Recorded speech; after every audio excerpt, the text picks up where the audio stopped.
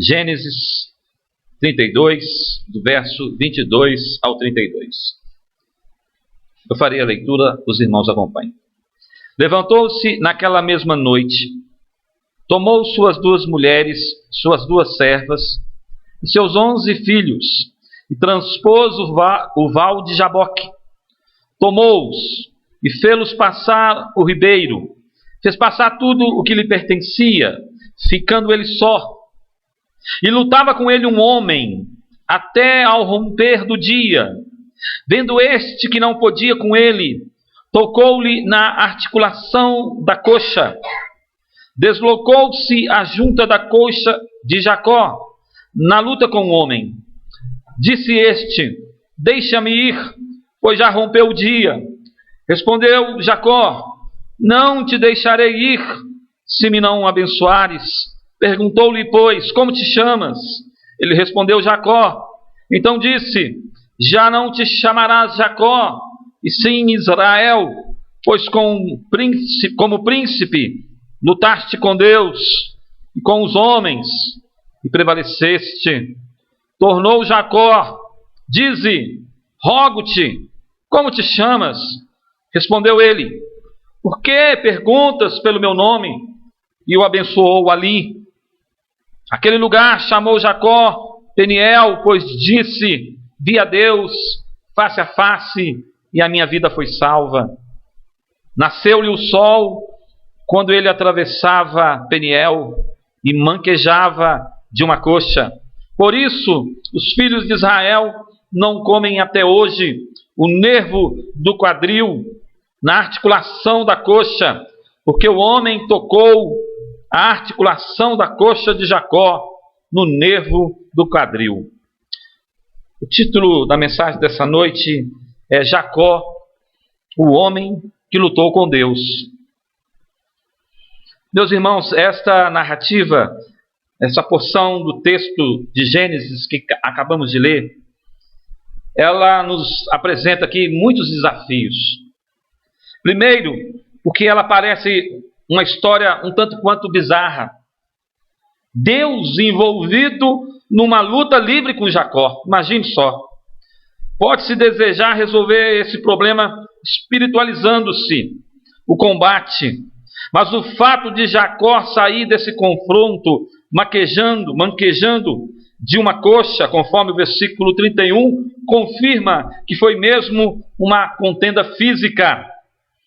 Talvez seja preciso lembrar aos irmãos, aos ouvintes aqui desta noite, que no mundo de Gênesis, Deus apareceu algumas vezes em forma humana, o que a teologia chama de teofania, aparições teofânicas, quando Deus ele se reveste de aparências visíveis para comunicar-se com o homem. Isso não foi somente no Gênesis. Em Êxodo também nós temos aparições teofânicas. Mas Gênesis, me parece que esses eventos sobrenaturais, eles são mais próximos. Quando Deus aparece falando com Abraão, comendo com Abraão, na tenda de Abraão, ele aparece como uma figura de uma pessoa, uma figura rodeado de homens. Alguns entendem que eram anjos, mas é em figura humana. Abraão conversa com o Senhor e esse se apresenta como Deus que vai lhe abençoar. Agora, nós vemos que Jacó tem as mesmas experiências que seu avô. Lá em Betel, quando ele está iniciando a sua jornada, 20 anos antes desse evento de Peniel, Deus já lhe havia aparecido de uma forma também visível, porém em sonho, em visão. Agora, ele aparece de uma forma física, palpável, tocável, ao tal ponto que ao lhe tocar no nervo ciático, no nervo da coxa ali, próximo à coluna, que é deslocada, Jacó fica manco para o resto da vida. As dificuldades não param por aí.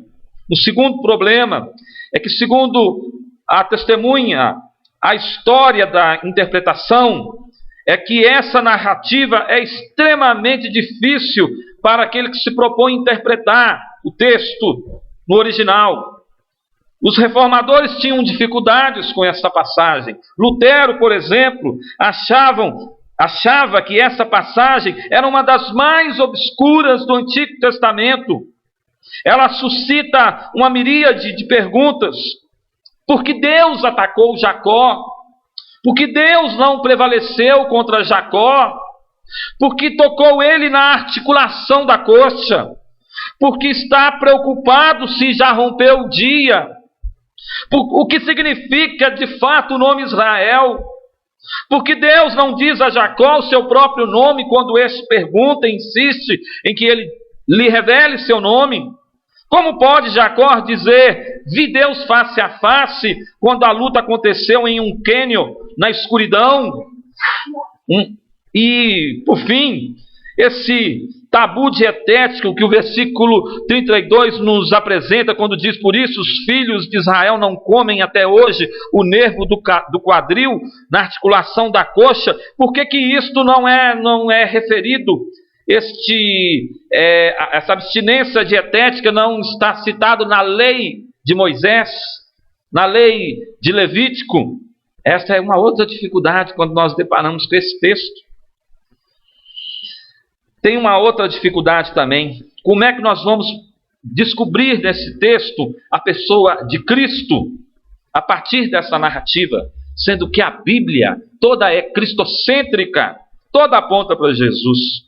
Diz Justino Marte, que foi um dos pais da igreja no período patriarcal, viveu do ano 150 depois de Cristo, até os tempos modernos, os pregadores cristãos têm identificado o atacante de Jacó, aquele que enfrentou Jacó, como sendo o anjo do Senhor, Malaque Yavé, o mensageiro do Senhor. Ele lutou com o anjo e saiu vencedor, chorou, implorou o seu favor. Em Betel, Jacó encontrou a Deus, que ali conversou com ele. Oséias 12:4 refere-se assim, em Peniel, em Betel, o qual, por sua vez, é identificado também como o Logos pré-existente, aquele que João se refere lá no Evangelho, no seu primeiro capítulo, nos versículos de 1 até 4, quando ele fala que o Logos Logos, ou o verbo na nossa tradução, na língua grega, o Logos, na língua portuguesa, o verbo estava com Deus, o verbo era Deus, o verbo estava desde o princípio, todas as coisas foram feitas por meio dele, nada do que se fez foi feito sem ele.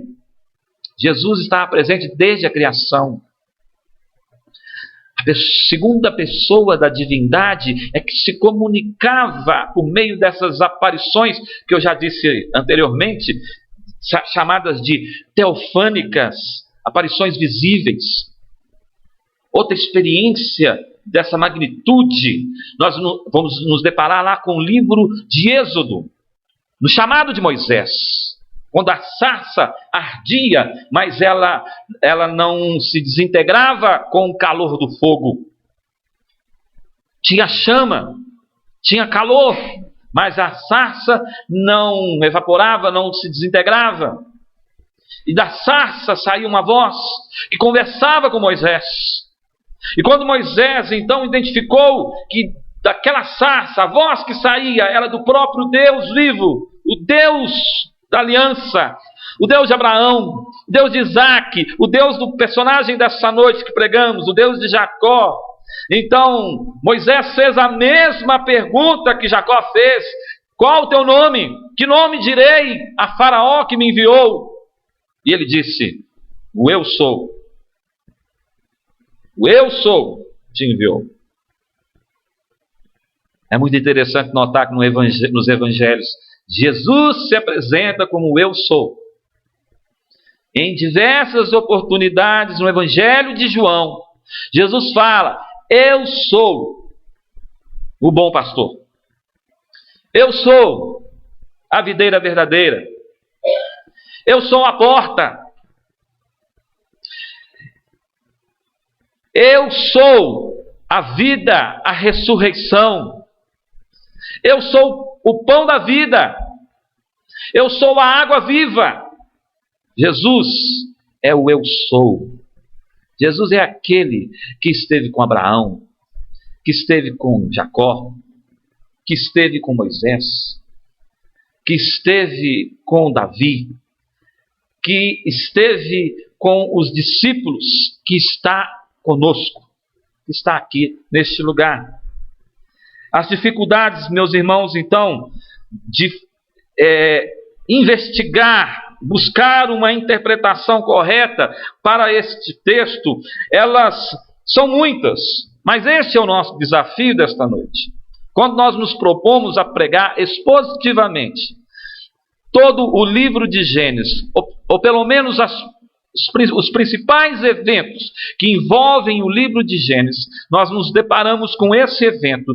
E esse evento não pode ser desprezado, porque ele é de grande importância para nós compreendermos uma grande transformação que tem grandes implicações na história redentiva do povo de Deus, da formação inicial da nação de Israel e da formação do Israel espiritual, do Israel de Deus, que é a igreja de Cristo, e somos todos nós.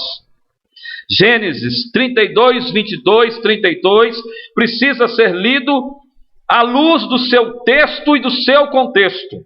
É claramente uma unidade narrativa, meus irmãos, que relata o acontecimento de uma noite, onde Jacó, ele está em densas trevas de preocupação, de certa forma fugindo do seu sogro explorador, aquele homem inescrupuloso Labão. Depois de 20 anos de serviço prestados, Jacó se enriquece, mesmo usando de artimanhas reprováveis. Deus, que não tem compromisso com as estratégias de Jacó, note isso, mas tem compromisso com o pacto de Abraão. Deus, a despeito das estratégias equivocadas e até mesmo infantis, porque se você ler os capítulos anteriores, quando Labão pede a Jacó que fixe o seu salário, quando Jacó pela primeira vez ameaça deixá-lo, ele diz: não, para que você vai partir? Fixe o seu salário e fique comigo, preciso de você. Então ele fala: olha, toda a ovelha, todo cabrito malhado que nascer, esse então seja separado. E já havia no meio do rebanho vários cabritos e ovelhas malhadas. Labão, estrategicamente, gananciosamente, dá ordem aos seus filhos e aos seus criados para que estes separem e levem à distância de vários dias este rebanho que era então propriedade de Jacó, para que Jacó comece do zero. Jacó começa do zero. E Deus faz prosperar, de tal forma que começa a nascer só ovelha, só gado malhado. Então Labão, percebendo que Jacó enriquecia à medida que ele empobrecia, muda o salário de Jacó, muda o trato, o acordo, muda por 10 vezes. E Jacó então começa a ir na bica ou no poço onde os animais bebiam água para ali se refrescar e se abastecer, e ele pega algumas varetas de um certo tipo de arbusto, de árvore, e ele descasca ela, e ele toca naquela água com aquela vareta, em uma superstição, parece que quase como uma simpatia mineira, né? Bem supersticioso o nosso personagem Jacó, imaginando que aquelas ovelhas, aquele animal, aquele gado, ao beber daquela água, nasceria então o gado salpicado ou colorido, conforme as cores daquela vareta descascada. Pior que nascia. Mas cientificamente não é comprovado que era por causa dessa superstição, dessa crendice, dessa quase bendição ao estilo da superstição mineira. Mas era por causa do compromisso de Deus. Deus, a despeito até mesmo da crendice supersticiosa de Jacó, abençoou Jacó. E o gado começou a nascer salpicado, cheio de pintinhas. Jacó prosperava. E Labão começou a ficar enfurecido. E mudou o semblante de Labão, porque ele começou a ter prejuízos. E Jacó começou a enriquecer e prosperar. E Jacó, sendo esperto, percebeu que seu sogro já não olhava com simpatia como antes para ele. Lógico, cessou a fonte do lucro. E Jacó então chamou Lia, Raquel, seus filhos, sua parentela, e disse: vamos embora, estamos correndo sério risco. Seu pai já não nos vê com bons olhos como via antes. E as filhas de Labão também perceberam isso. E elas chegaram à mesma conclusão: não tem herança mais para nós aqui. Papai gastou tudo que era nosso por direito. Vamos embora. Mas eles resolveram sair às escondidas, com medo de retaliações. E fugiram.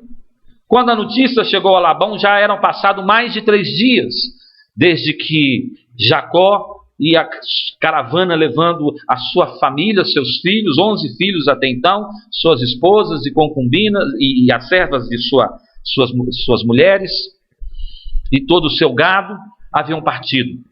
Seu sogro então tomou os seus filhos e outros homens e empreendeu uma caça a Jacó.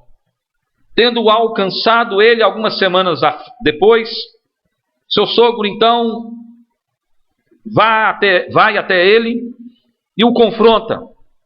Jacó enfrenta Labão dizendo: que é isto que me fizeste? Por 10 vezes mudaste o meu salário. Como é que você quer que eu reaja de outra forma, se você não me deixa partir? Se você mesmo quebra o pacto e a palavra? E havia algo mais grave diante disso tudo, porque Labão trazia uma acusação de que os seus ídolos, dos deuses que ele adorava, haviam sido subtraídos de sua casa. E de fato havia sido subtraído por Raquel, a preferida de Jacó. E ele então, Jacó, não sabendo disso, irado, falou: ainda me vem essa acusação. Pois eu digo, se for encontrado alguma coisa que te pertence na minha tenda, quem quer que seja, que tiver de posse de alguma coisa que seja tua, essa pessoa deve morrer. Mal sabendo ele que a amada do seu coração estava com aqueles utensílios usados para a idolatria. Então, Labão dá uma busca geral nas tendas e revira todos os vasilhames e todas as sacolas de Jacó. Raquel, que parecia, puxou a esperteza do pai, ela havia escondido dentro da sua bolsa estes pertences e a colocou no seu camelo e estava sentado em cima desta bolsa. E quando seu pai se aproximou dela, ela falou assim: papai, não, me desculpe, eu não posso descer daqui porque eu estou nos dias das minhas regras menstruais. E com isto ela conseguiu então um subterfúgio para que não fosse revistada. Escapou por pouco. Diante desse contexto, fugindo do sogro, e ao mesmo tempo vem a notícia que o seu irmão Esaú está próximo, e que recebe a notícia de que seu irmão Esaú está vindo ao seu encontro, com 400 cavaleiros. Jacó entra em profundo desespero, porque agora ele está diante de uma situação de crise iminente. Passaram-se 20 anos, mas será que passou o ódio, o desejo de vingança, o desejo de retribuir a Jacó todo o mal que ele fizera a seu irmão Esaú? E é nesta situação de crise que Jacó, meus irmãos, passa uma noite ali dentro daquela suposta caverna, onde ele se depara com um personagem que até então o narrador fala que era um homem. E na penumbra, na escuridão, daquela noite, Jacó enfrenta uma luta física, como para defender a própria vida. E à medida que as horas se passam, Jacó, percebendo que não tem quase mais forças, ele insiste, persevera naquela luta. Jacó percebe que existe um elemento também sobrenatural por detrás daquela batalha. Ele percebe que quem está pelejando com ele, ou como diriam os gaúchos, peleando com ele, não é um ser humano qualquer, mas um ser sobrenatural.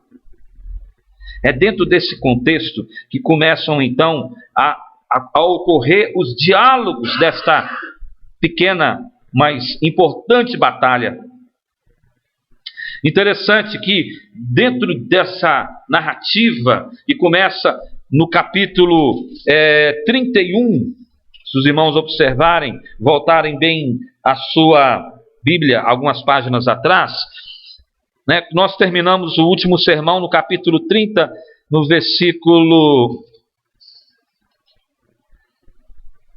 no capítulo 29, no versículo 35.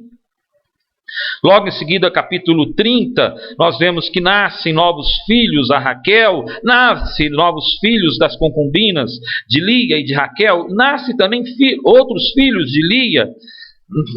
Labão faz pacto com Jacó. No capítulo 31, Jacó empreende voltar à terra dos seus pais, recebe inclusive autorização divina e orientação de Deus para que volte à terra. Finalmente ele está autorizado a voltar a Berseba, a voltar à terra de Canaã, à terra de seus pais. Acontece a perseguição que eu acabei de falar. Labão volta, ele empreende um encalço até Jacó, e no nesse capítulo 31, então, que nós vemos que a aliança, o pacto que é feito entre Labão e Jacó, antes dos dois se despedirem, e parece que a despedida é para sempre, onde é feito um pacto de amizade, um pacto de não retaliação mútua.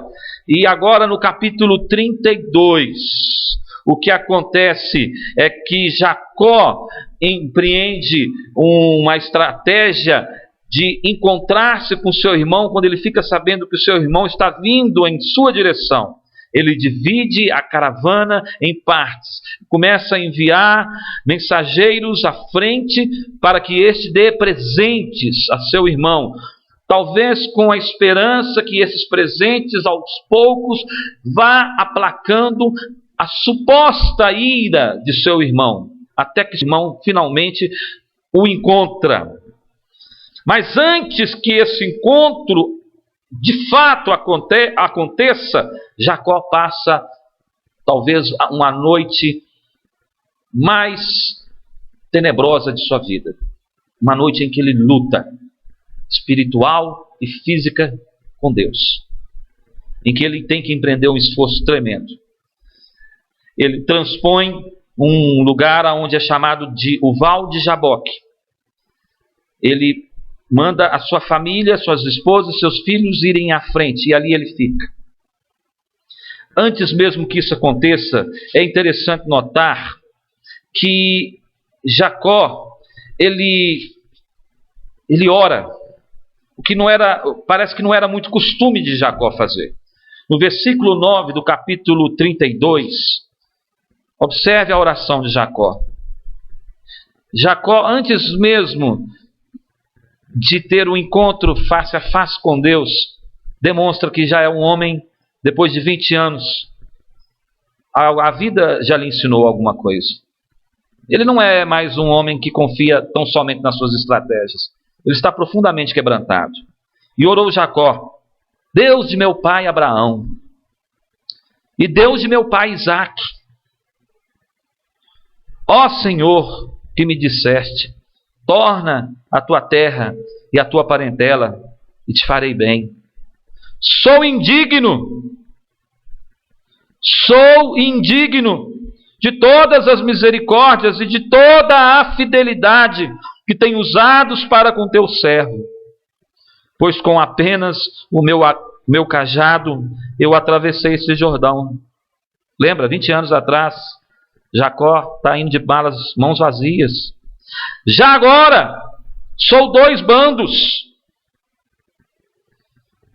Ele divide em 2 bandos principais a sua família.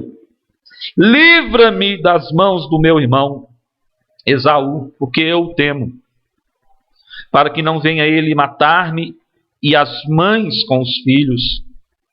E disseste: certamente eu te farei bem, e dar-te-ei a descendência como a areia do mar, e que pela multidão não se pode contar. O Jacó, enganador, trapaceiro, que confiava nas suas habilidades, nas suas estratégias, aquele homem que se considerava autossuficiente, pela primeira vez aqui na Escritura aparece ele orando, dizendo: eu sou indigno. Quer a prova mais cabal de que alguém teve um encontro com o Senhor verdadeiramente? É alguém que reconhece a sua indignidade, a sua miséria e o seu pecado. Começa por aí. Jacó está diferente aqui. Não é só os anos da vida que lhe deram essa experiência. O que a pessoa pode envelhecer e ser e a soberba envelhecer com ela. Ela envelheceu, mas não amadureceu. Envelheceu, mas continua soberba.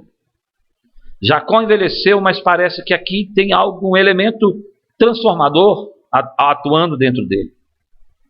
Nesse contexto desses capítulos aqui, que podem ser lidos do capítulo 31 até o capítulo 33, nós dividimos 5 cenas principais.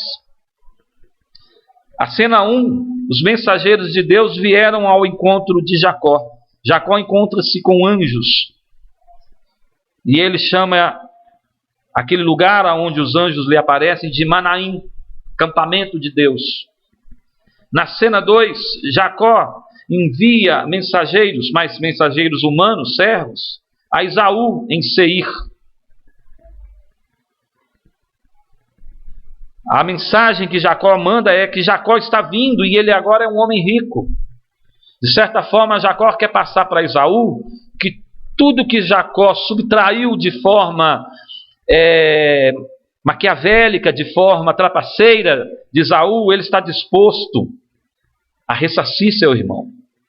Ele está disposto a fazer a justa retribuição ou reparação. O início do conflito é que a resposta que vem é que Esaú também está vindo, e com 400 homens. Aí nós vemos a cena número 3 aqui, meus irmãos. E a cena número 3 é que o assombrado Jacó reage com outras manobras. Ele ora, mas ele divide a turma separando a família em porções, pensando que se Esaú encontrar, pelo menos não encontra a turma toda junta, para que não possa matar de uma vez toda a família. Quem sabe alguém pode escapar.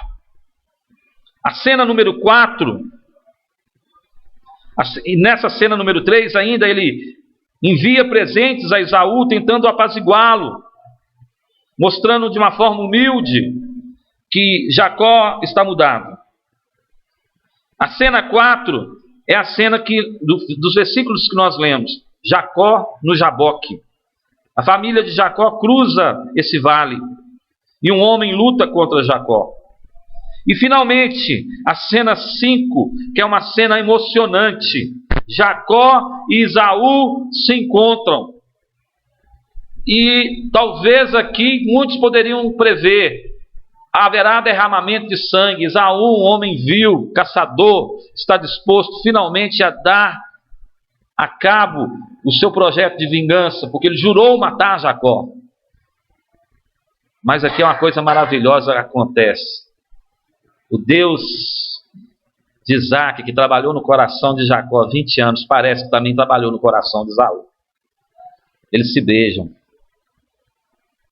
Esaú está quebrantado. Esaú dispensa todos os presentes e formalidades. Ele fala: você é meu irmão, eu te perdoo. Há uma cena de reconciliação. Eles se encontram e se apartam. Quais são as lições que nós podemos tirar na prática, tirando essas questões de fundo teológico, esses questionamentos que nós colocamos aqui, que eu penso que não cabe a mim buscar uma resposta teológica que satisfaça a nossa mente, ou que produza em nós conhecimento suficiente para esgotar essas questões, mas basta-nos saber que houve este embate, que foi um embate físico ao ponto de Jacó sair dali manquejando, e que neste encontro houve algumas atividades promovidas pelo próprio Deus que mudaram a cosmovisão de Jacó e mudaram nele, e mudou o cenário ao entorno dele e de toda a sua família. Eu queria destacar 4 elementos aqui para a gente refletir e sair daqui nessa noite aplicando isso na nossa vida. O primeiro deles é que Deus se encontra conosco, ou se encontra com Jacó, antes que os nossos inimigos nos encontrem, ou antes que o inimigo de Jacó encontre com ele. Antes de Esaú se encontrar com Jacó, antes que os nossos inimigos se encontrem conosco, os nossos adversários se encontrem com a gente, Deus se encontra conosco. A oração de Jacó, ela não caiu no eco, no vazio, mas caiu nos ouvidos de Deus. Jacó não sabia, mas na agenda de Deus havia um encontro marcado naquele lugar, no Jaboque, no Vale do Jaboque, aonde Deus apareceria de uma forma inusitada.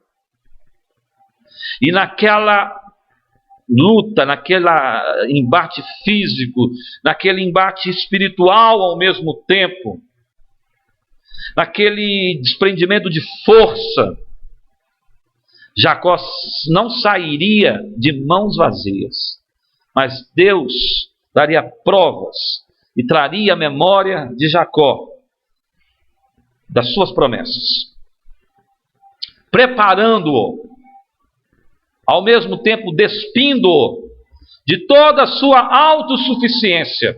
Creio eu, meus irmãos, que Jacó sai dali manquejando e ficaria manco para o resto de sua vida, como um sinal de que ele sempre dependeria da graça de Deus para enfrentar as tribulações e dificuldades que viriam com certeza ainda adiante na sua vida.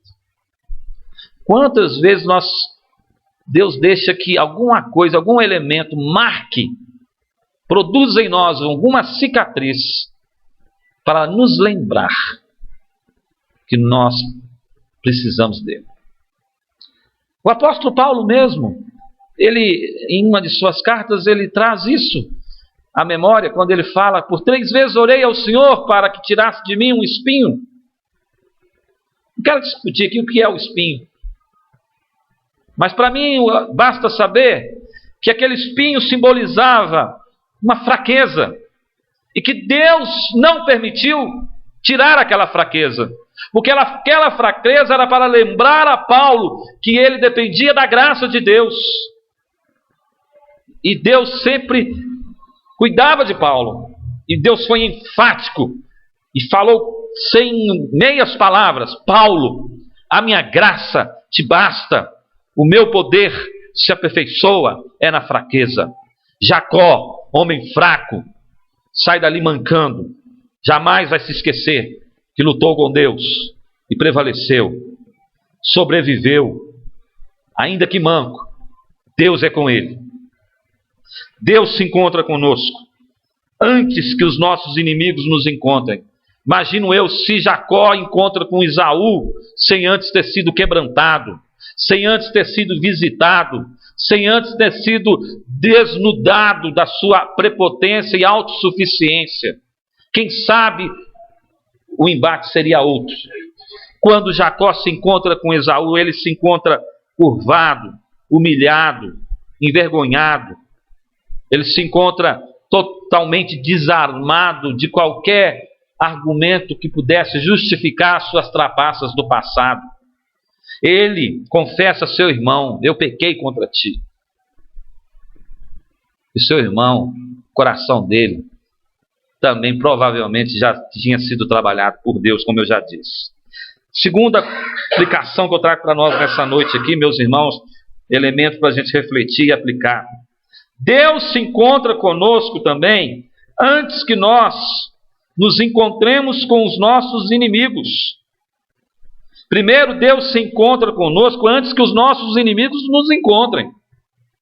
Mas antes que a gente encontre o nosso inimigo, Deus também encontra-se conosco. Porque, de alguma forma, parece muito semelhante o primeiro ponto com o segundo ponto, mas há uma sutileza aqui que precisa ser destacada. Se na primeira, Deus está nos preparando e, de certa forma, barrando a ação do inimigo contra nós, na segunda, Deus está barrando a nossa ação contra o inimigo ou contra o nosso adversário. Certa feita, o reverendo nos contou,